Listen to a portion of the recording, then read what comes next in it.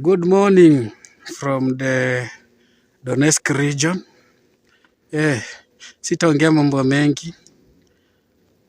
Kumshukuru tu Mungu kwa mbali ambao ametutoa na mahali anatupeleka. Tunataka ku address for those asking about their relatives, family members wenye wako huku.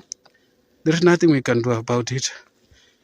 Tuna move in units. Alafu ukifika huku hata kama travel pamoja kwa wanamgawanisha. Mnaenda different camps. Kuna wenye walifika wa kwanza, wako mbele. Ina depend ulikuja lini. So for us bado tuko nyuma sana.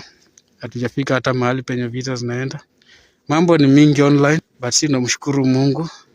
Wenye wanauliza sijui nitafutie mtu fulani alikuja huko. Kuna kitu naweza do venye mnajua military na simu ikifika inachukuliwa. So hata hii ni kuficha tu. But tunashukuru Mungu anatulinda, tunang'ang'ana. Najua tutakuwa sawa, ni maombi tu. Mambo ni mingi online inaendelea.